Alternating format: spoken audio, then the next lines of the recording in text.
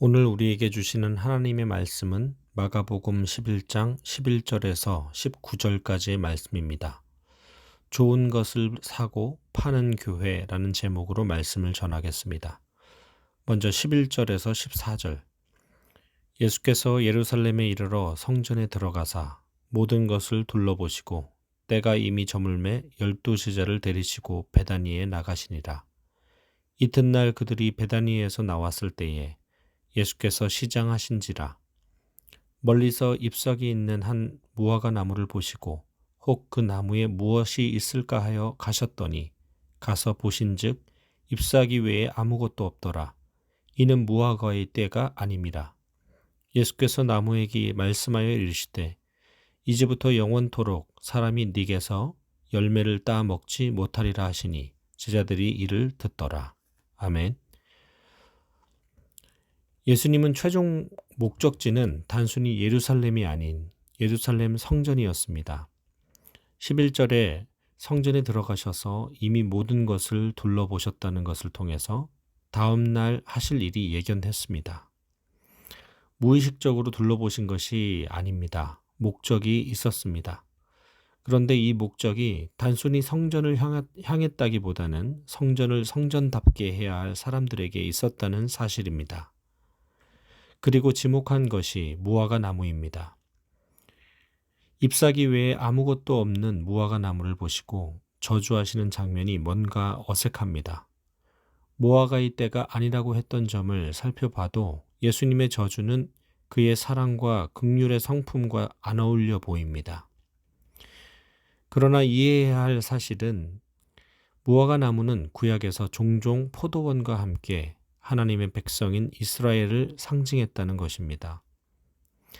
무성한 가지는 하나님과의 올바른 관계 안에 꽃피운 하나님의 축복과 같았고 반대로 열매 맺지 못한 무화과 나무는 신실하지 못한 백성들, 종교 지도자들의 위선과 외식으로 하나님의 심판을 뜻하기도 했습니다. 이런 무화과 나무는 예루살렘 성전을 들어가기 전 백성들의 상태를 대변했다고 할 수 있습니다. 열매 없는 잎사귀처럼 성전에 출입하는 이스라엘 종교 지도자들이 형식적이고 외식적인 삶을 살고 있음을 보셨습니다. 그리고 앞으로 열매를 따먹지 못하도록 저주받은 무화과 나무처럼 이대로 살다간 반드시 저주를 받게 될 것이라고 경고하신 것입니다. 그런데 더 심각한 것은 13절에 이는 무화과의 때가 아님이라 입니다. 단순히 때가 아닌가 보다가 아닙니다. 상징적인 메시지입니다. 이스라엘의 백성의 영적 회복을 위해서 마지막 때에 이 땅에 오신 메시아 예수님을 깨닫지 못하는 백성들을 말합니다. 사람들은 각각 자기의 옳은 대로 생각하는 때에 하나님을 끼워 맞추다 보니 내 눈앞에 있는 메시아가 보이지 않습니다. 그들만의 전통과 고집을 고수하다 보니 지금 들리는 하나님의 음성을 듣지 못합니다. 아니, 귀를 막고 있습니다. 그런데 더 중요한 사실은 하나님의 음성을 듣지 못하는 이유가 따로 있다는 사실입니다. 그래서 귀를 일부러 막고 있고 내가 귀를 막고 있는지도 모른다는 것입니다. 지금은 무화과의 때가 아니라는 주장이 아니라 무화과의 때가 오지 않기를 바라는 것이 솔직한 마음일 수 있습니다. 하나님의 때, 그때가 오면 내가 가진 전통과 고집이 무너지기 때문입니다. 그러면 나의 수치가 드러나기 때문입니다. 내가 쌓아왔던 공든탑이 무너지기 때문입니다. 그걸 지켜내기 위해 얼마나 힘들게 버티는지 모릅니다. 사실 돌아보면 아무것도 아닌데 말입니다. 그러나 지금 들리는 하나님의 음성에 귀를 기울인다면, 내 마음만 바뀐다면, 내가 포기할 것을 포기할 수 있다면, 그토록 지키고 싶어서 안달나게 힘든 고통들이 놓임을 받게 됩니다. 몰랐던 사실에 더 감탄하게 됩니다. 더 자유로워집니다. 구원의 은혜를 베푸시는 그의 품으로 들어가게 됩니다. 내 힘이 아닌 하나님의 힘으로 살게 되니 힘들지 않습니다. 평안을 누리게 되는 것입니다. 노래를 부를 때 높은 음을 자연스럽게 부르기 위한 조건이 있습니다. 바로 몸에 힘을 빼는 것입니다. 잘 모르는 사람은 높은 음을 부르기 위해 어깨와 가슴 쪽에 힘을 주는 경우가 많습니다. 그러나 아랫배에 힘을 주되 어깨와 가슴 그리고 온몸에 힘을 빼게 되면 높은 음을 자연스럽게 올릴 수 있습니다. 그러나 이것도 한 번에 되는 것은 아닙니다. 계속해서 그런 연습을 거듭해야 몸에 힘을 빼는 것도 자연스러워지고 높은 음을 올리는 것도 자연스러워집니다. 하나님이 힘으로 사는 방법도 같습니다. 우선 힘을 빼는 방법을 알아야 합니다. 내가 가진 전통과 고집을 빼는 법을 연습해야 합니다. 힘을 줘야 할 부분과 그렇지 말아야 할 부분을 구분해야 합니다. 그리고 이것도 한 번에 될 수 없음을 인정해야 합니다. 나의 부족함과 연약함을 인정해야 합니다. 그러나 끊임없이 노력해야 합니다. 이것이 믿는 자들이 죽을 때까지 해야 하는 숙제이기 때문입니다. 그러다 보면 자연스러워질 것입니다. 힘 빼는 것도, 힘을 뺐는데도 힘 있는 신앙생활을 할 수 있는 것도 깨닫게 될 것입니다. 바로 하나님의 힘이 내 안에서 일하시는 순간입니다. 15절에서 19절. 그들이 예루살렘에 들어가시니라.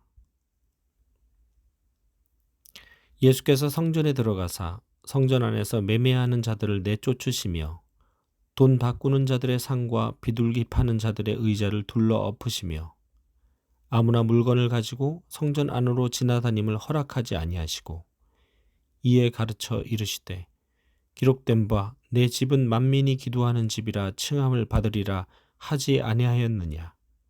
너희는 강도의 소굴을 만들었도다 하시매 대제사장들과 서기관들이 듣고 예수를 어떻게 죽일까 하고 꾀하니 이는 무리가 다 그의 교훈을 놀랍게 여김으로 그를 두려워하밀러라. 그리고 날이 저물매 그들이 성 밖으로 나가더라. 아멘. 그렇게 예수님의 제자들은 무화과 나무를 저주하셨던 예수님을 보고 듣고 함께 예루살렘 성전에 입성하게 됩니다. 이미 우리의 신앙이 어떤 상태인지를 알고 들어간 제자들이 성전을 대하는 예수님을 어느 정도 예상했을지 모릅니다. 일반적인 상황이라면 보통 성전에 들어갔을 때 예수님의 기도나 찬양 장면을 예상했었을 수도 있습니다. 그러나 예수님은 들어가시자마자 사고 파는 자들을 내쫓습니다. 의자를 둘러 엎으십니다. 제사에 쓰일 기구들을 들고 성전 안에 오가는 사람들을 내쫓으십니다. 그리고 매서운 질타를 퍼부으십니다. 17절. 기록된 바 내 집은 만민이 기도하는 집이라 칭함을 받으리라고 하지 아니하였느냐. 너희는 강도의 구려를 만들었도다. 만민이 기도하는 집이어야 하는데 그렇지 못한 집, 강도의 구렬이 아니어야 하는데 그런 곳이 되어버린 성전을 뒤집어 엎으시는 것은 성전의 기능에 분노와 저주를 퍼부음이시기도 하지만 성전을 성전답게 해야 할 사람들을 향한 분노이기도 합니다. 바로 당시의 대제사장들, 서기관, 장로들입니다. 하나님께 부여받은 자신들의 소임을 충실히 해내지 못하는 자들을 위한 질타입니다. 거짓 제사, 거짓 예배, 하나님이 빠진 자신들의 유익을 위한 장소로 쓰이는 성전을 저주하십니다. 그러나 무화과의 때에 대한 이야기처럼 사람들은 그걸 하나님의 때라고 받아들이지 않습니다. 귀를 닫습니다. 그리고 분노와 저주를 들은 자신들의 마음이 불쾌함에 집중합니다. 결국은 바른 말 하는 예수님을 죽이기로 모의합니다. 잎사귀 외에는 아무 열매도 갖고 있지 못한 무화과 나무 꼴입니다. 그러나 우리는 그들과 같지 않아야 합니다. 날 향해 지적하는 소리에 드는 불쾌함에 집중하지 말아야 합니다. 그럴수록 성전을 성전다워지게 하는 나의 진짜 기능을 고민해야 합니다. 성전이 성전다워지는 외형과 기능도 물론 중요하지만 그 안에 있는 우리들의 모습에 하나님은 더 관심이 있으시기 때문입니다. 그래서 그 안에 있는 우리들은 무엇을 사고 무엇을 팔아야 하는지를 고민해야 합니다. 그것은 하나님으로부터 찾을 수 있습니다. 날 얼마나 사랑하시는지를 깨달을 수 있다면 모든 것을 지불해서라도 사야 합니다. 그것을 그 사랑으로, 그리고 그 사랑으로 나의 목장원들의 고민과 삶을 품을 수 있는 나의 진정한 마음을 팔아야 합니다. 이것을 사고 이것을 파는 성전이라면, 교회라면 거짓 제사가 나올 수 없습니다. 거짓 예배를 드릴 수 없습니다. 내 유익이 아닌 하나님만 높임을 받으시는 성전, 그런 교회가 될 수 있습니다. 다산 동순교회가 좋은 것을 사고 파는 교회가 되길 소망합니다.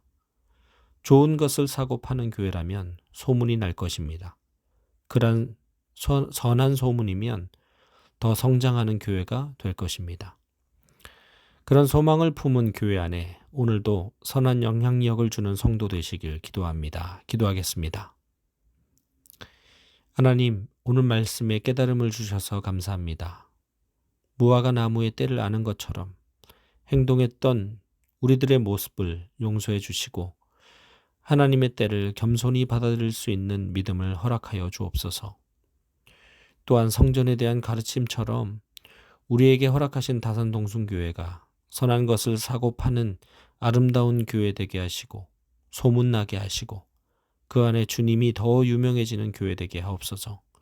오늘도 각자의 위치에서 선한 영향력을 내뿜는 성도님들 되게 축복하시며 이 모든 말씀 예수님의 이름으로 기도했습니다. 아멘.